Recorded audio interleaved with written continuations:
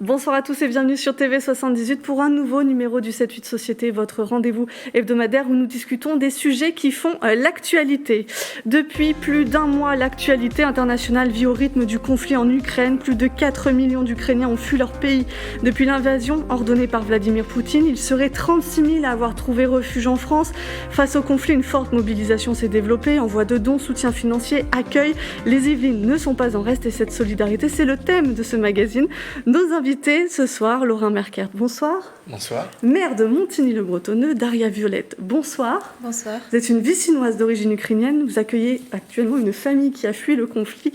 Et Florence Le Turc, bonsoir. Bonsoir. Vous êtes membre de la team Banoufi, ce sont des bénévoles qui pâtissent et cuisinent dans le cadre de À vos gâteaux. Et on espère accueillir bien vite Monsieur Dainville, le vice-président du conseil départemental des Yvelines. Alors je vais commencer avec vous, Daria Violette. Vous aviez reçu TV78 chez vous début du mois de mars pour un reportage. Vous avez accueilli Anastasia, sa sœur, ses nièces, un petit bébé et leurs animaux. Pourquoi déjà vous les avez accueillis ?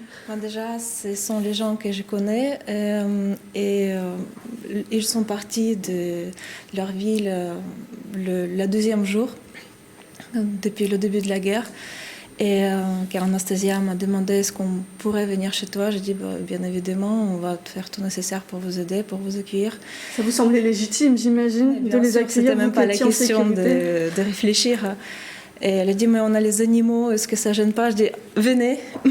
Et après on va en reparler, mais bien évidemment ça gênait pas. Et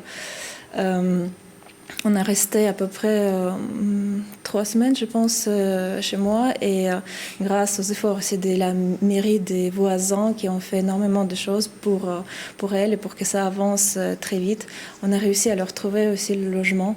Et donc actuellement, elles sont déjà déménagées dans leur maison. Alors elles ont l'appui matériel, mais comment vont-elles? Vont-ils aujourd'hui, même les animaux? Est-ce que la vie a un peu repris pour elles? Psychologiquement, bien sûr, c'est difficile parce que les pères, les maris, les frères sont en Ukraine, ils ne sont pas vraiment à l'abri. Donc, bien évidemment, la nervosité parfois surmonte, mais on essaie de faire tout nécessaire pour qu'elles essaient de ne plus y penser. Donc, les filles, elles vont au collège. On a même réussi aussi, grâce aux efforts de la mairie de voisins, mettre une fille à l'école des Beaux-Arts à Versailles parce que c'est une famille des peintres et donc elle a été prise directement au 2e année. La vie continue pour elle. Voilà, et ça leur permet de ne pas trop y penser. Alors, il n'y a pas que vous qui accueillez des familles. Dès le début du conflit, fin février, de jeunes Ukrainiens sont hébergés par le département. C'est au campus des Mureaux. Nicolas Dandry et Céline Charles les ont rencontrés. Regardez.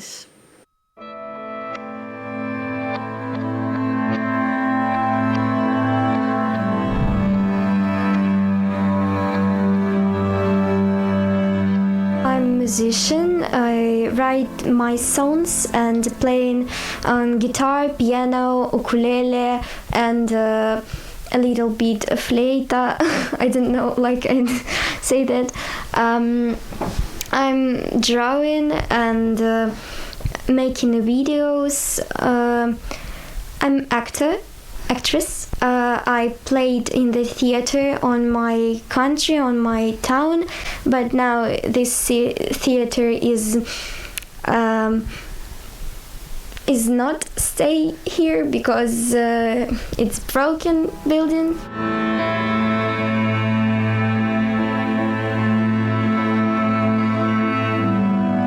Today I feel, I don't know, maybe normal, maybe very sad because I read in news every 5 minutes and this news it's not good.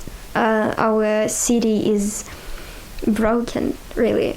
It looks like rubbish. My family in my town under the ground on bunkers. And they send me photos and videos when they there, and it's very scary.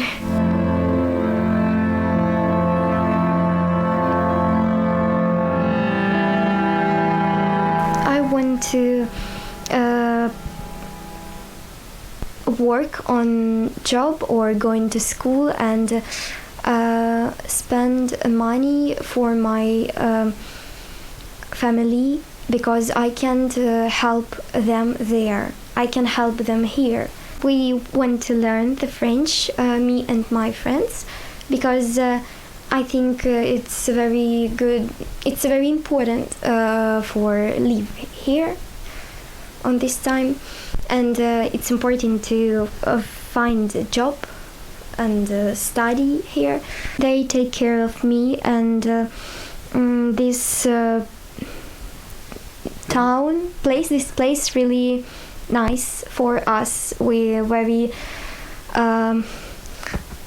благодарны. Thank you. Alors nous a rejoint en plateau Nicolas Dainville, bonsoir. Bonsoir. Vice-président du département des Yvelines et maire de la Verrière. Donc là on a vu une des actions menées par le département, mais il y a aussi une collecte qui a rassemblé plus de 110 communes des Yvelines. Les images du centre où tout cela a été stocké, c'est impressionnant. 20 semi-remorques sont partis pour la Pologne. Exactement, il y a eu plusieurs actes de solidarité de la part des Yvelines. Il y a eu le vote de 200 000 € de subvention à l'ONG Acted, donc dès les premiers jours du conflit qui nous a tous beaucoup affectés. Et puis ensuite, effectivement, un élan de générosité, donc avec plus de 100 communes yvelinoises, des Yvelinois qui ont apporté des denrées de première nécessité. Vous attendiez à un tel engouement, sachant qu'il y a des toutes petites communes, si je peux me permettre, pour celles qui ont peu d'habitants, qui ont participé aussi?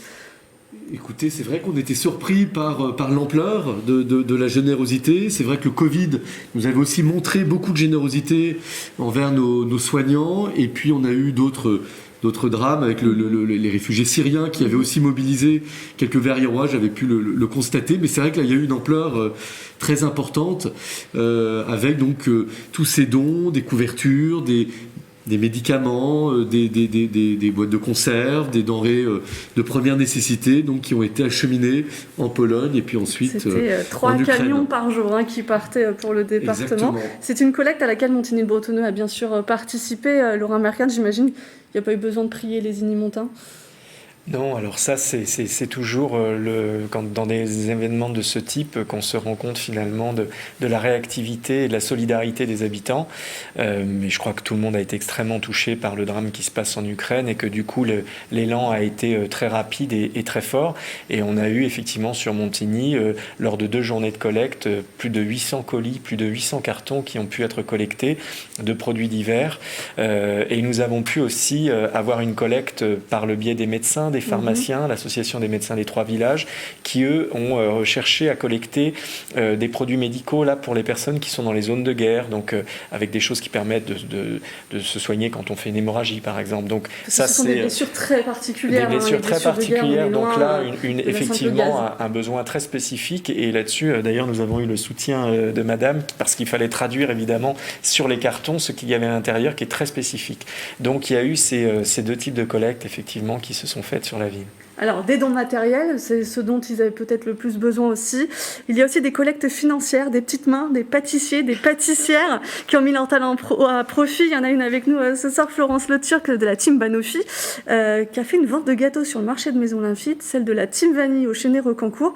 Vous êtes passés des héros du quotidien, les pompiers, les médecins, aux réfugiés ukrainiens et aux Ukrainiens sur place. Tout à fait. En fait, notre chaîne de solidarité, c'est de venir en aide également aux plus vulnérables. Et les plus vulnérables, quand on a appris ce drame en Ukraine, tout de suite, on s'est demandé comment on allait pouvoir aider à notre petit niveau, au-delà de participer et d'organiser des collectes, puisque certaines teams aussi l'ont fait. De ce fait, on a organisé cette vente, on a demandé l'autorisation à notre mairie, voilà, qui nous l'a accordée et qui nous a donné une place sur le marché, voilà. Et on a communiqué avec nos petits moyens, par les réseaux sociaux, etc. Et on a eu un accueil au-delà de ce qu'on aurait pu imaginer. C'est très vite parti. Vous êtes obligé de retourner en cuisine, je crois. Alors ça, c'était la team Vanille, parce que là, c'était sur une journée. Donc c'était de 11h à 19h, alors que nous, c'était sur le marché de Maison Lafitte. donc le marché qui commence à 8h le matin, et nous, à midi, on n'avait plus rien sur notre stand. Voilà. On avait fait des macarons. J'ai plusieurs traiteurs à domicile dans ma team qui font vraiment des très jolis gâteaux. Et tout est parti, mais on ne pouvait plus. Voilà. Et donc, on a quand même récolté près de 2 000 € qu'on a reversés à la Croix-Rouge en faveur des réfugiés ukrainiens. Oui, Nicolas Dainville, on se sent vite démuni face à un conflit aux portes pas très très loin de chez nous. Peut-être ça fait plus bouger. C'est ce qui a aussi fait que le département s'est aussi vite mobilisé. Oui, c'est vrai que c'est aux portes de l'Europe. C'est un peuple dont on se sent proche. On a aussi effectivement tout un système de collecte. Il y aura un concert donc ce vendredi-là. Avec l'orchestre royal à la chapelle royale de Versailles. D'ailleurs, des musiciens hébergés au campus des Mureaux vont pouvoir y participer. Donc ça sera un beau symbole. Puis l'hymne ukrainien sera entonné à la fin du concert pour récolter donc aussi des financements pour aider au maximum. Effectivement, c'est vrai qu'on est dans un continent de paix, malgré la guerre au Kosovo. Oui, si je peux me permettre, on n'a pas l'habitude. Moi, je suis une génération qui n'a pas du tout connu les conflits. Exactement. En Europe. Et donc, c'est vrai qu'à quelques kilomètres de chez soi, le conflit résonne de manière peut-être encore plus terrible. Et donc, c'est sûrement ce qui explique aussi cet élan de générosité. Daria Violette, est-ce que vous avez échangé aussi avec des Vicinois pour leur dire est-ce que vous pouvez accueillir, ou d'autres Yvelinois? Est-ce que le fait que vous soyez d'origine ukrainienne a peut-être joué aussi dans votre mobilisation peut-être plus forte? Alors, déjà, il y a beaucoup de gens. J'ai pas eu besoin de contacter quelqu'un parce qu'il y avait beaucoup de gens qui m'ont contacté pour demander est-ce qu'on pourrait accueillir les gens, est-ce qu'on pourrait apporter quelque chose, faire quelque chose, aider. Et moi-même, je m'occupe encore des réfugiés qui se sont installés à la base de loisirs à Montigny. Et il y a régulièrement des besoins pour aller traduire auprès des médecins, auprès des infirmières, auprès des questions administratives, ou juste venir apporter de l'aide, apporter des sourires aux enfants.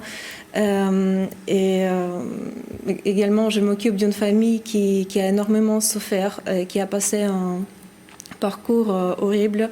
C'est une petite fille qui a perdu son père leur déplacement, et donc j'essaie aussi de leur apporter de l'aide en particulier.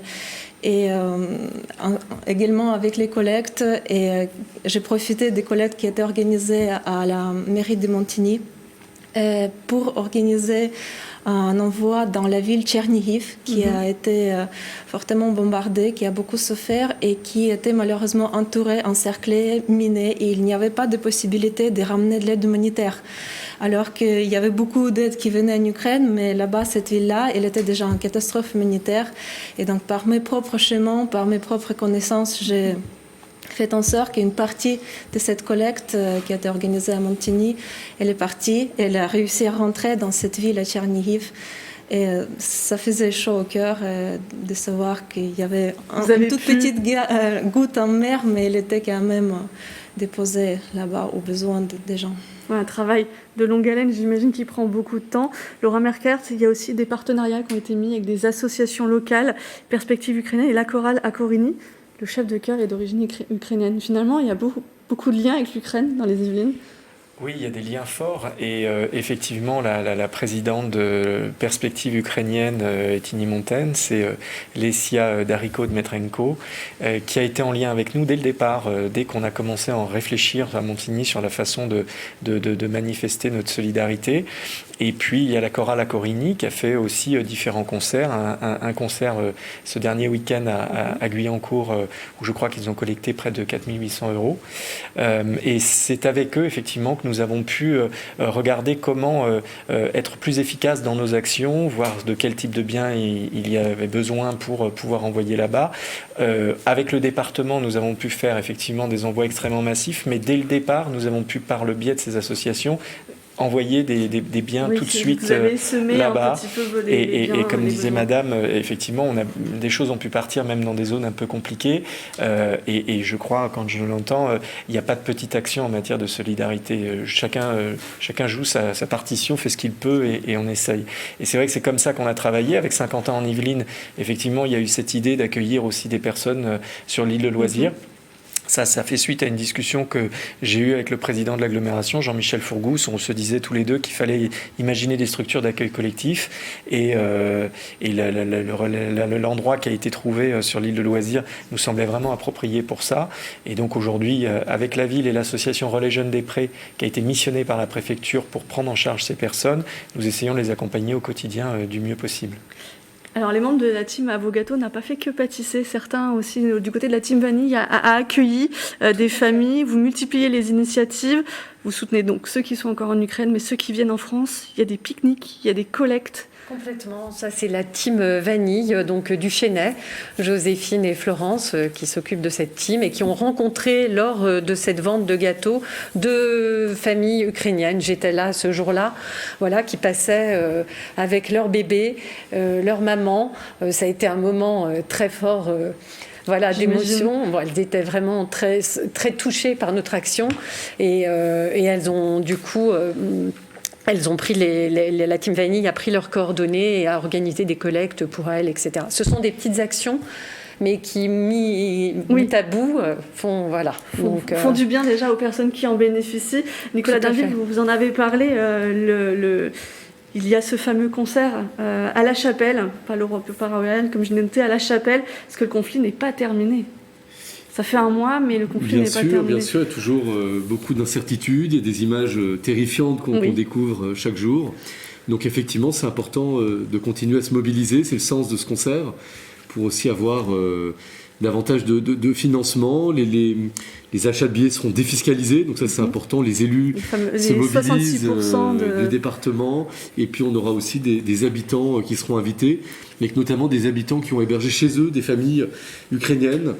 Voilà, moi, il y en a eu 3, par exemple, à La Verrière, c'est une petite ville, donc on a un plus petit nombre de volontaires, mais l'initiative de la préfecture de recenser les familles qui étaient capables d'héberger et la facilité des démarches, notamment pour avoir le statut de réfugié et puis pour avoir quelques moyens de survivre dans cette période, ont été aussi assez appréciés. Donc c'est aussi un concert pour leur dire merci. Voilà. Alors, du côté de la ville de Montigny, il y a un choix qui peut paraître anodin, mais c'est qui sera présenté le 13 avril prochain lors du conseil municipal. Vous faites un jumelage avec une ville ukrainienne, c'est la ville de Dolina. Oui, alors justement, on pense que c'est tout sauf anodin. J'entendais l'autre jour, d'ailleurs, le président de l'Association des maires de France, David Disnard, qui lui aussi va se lancer dans cette démarche-là, appeler les villes de France à faire de même, de se lancer dans un jumelage solidaire, parce que, en fait, avec mon équipe, nous sommes posé la question, au-delà des collectes, de l'accueil de réfugiés ou de dons, qu'est-ce que l'on pouvait faire, et l'un des attributs d'une collectivité, d'une ville, c'est de pouvoir se jumeler. Et donc je me suis dit que nous jumeler avec une ville ukrainienne serait une très belle façon pour la France de façon générale et pour nous à Montigny de marquer notre solidarité vis-à-vis du peuple ukrainien. Qu'est-ce que ça apporte un jumelage ? Alors un jumelage, ça apporte d'abord une force symbolique importante. Ça manifeste auprès du peuple ukrainien un soutien tangible. J'ai évidemment, pour pouvoir mettre en place ce jumelage, rencontré par visio, c'est l'avantage de la technique aujourd'hui, j'ai pu rencontrer le maire de la ville de Dolina avec laquelle nous allons nous jumeler et qui était extrêmement touché que nous puissions avoir cette démarche avec eux. C'est une ville qui est à l'ouest de l'Ukraine, donc qui est aujourd'hui essentiellement une ville qui accueille des réfugiés des zones de guerre. Et donc, je lui ai proposé que nous puissions être en relation pour voir les besoins qu'il pourrait avoir pour accueillir ces populations.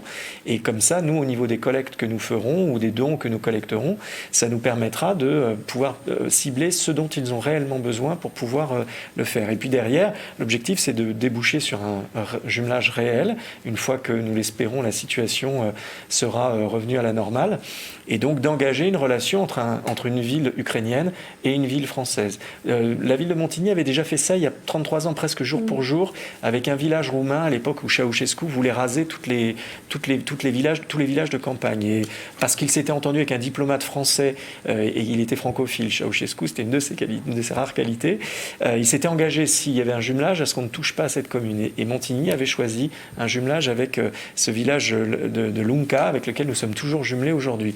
Et donc, cette tradition-là, j'ai pensé que c'était quelque chose d'important, et c'est pour ça que nous souhaitons nous engager dans cette démarche. Vous espérez pouvoir un jour vous rendre à Dolina? Bien sûr, et nous avons un réel intérêt à ce que ça se passe, parce que c'est une ville qui est extrêmement intéressante sur le plan culturel, et qui est en plus une ville dans laquelle il y a une école francophone. Ce qui veut dire qu'on peut avoir des relations intéressantes entre les enfants de cette école et les enfants de Montigny. Donc un véritable jumelage avec de réels partenariats derrière. Et Florence Le Turc, l'avenir proche pour Avogato avec l'Ukraine, vous allez continuer ces collectes, ces ventes de gâteaux? Oui, tout à fait. Bon, alors il nous faut l'accord, bien entendu, de nos mairies, voilà. Bon. Mais la team Vanille, la team Banofi, puis il y a la team de Joinville-le-Pont. Après, on est plusieurs en région parisienne aussi, à Paris. 15 voilà. Aussi. Tout à fait, plusieurs dans Paris. Donc oui, on va continuer. Puis il y a des collectes aussi qui sont organisées. Dans ma team, j'ai une bénévole qui accueille une famille ukrainienne.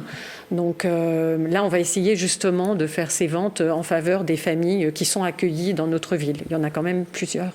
Donc, et Nicolas Dainville, est-ce qu'on peut imaginer une autre collecte comme elle a pu être organisée avec les 110 communes qui se sont portées volontaires, peut-être plus tard des financements pour reconstruire, parce qu'on a vu les images de bâtiments extrêmement détruits. Tout est envisageable. C'est vrai que sur la poursuite de la collecte, on a toujours des Verriérois, des Yvelinois qui apportent des dons. Donc c'est vrai qu'on peut très bien imaginer que l'opération se poursuive. Et puis c'est vrai que les Yvelines ont toujours répondu présent. On a été aussi présent aux côtés des Libanais suite à l'explosion dramatique à Beyrouth.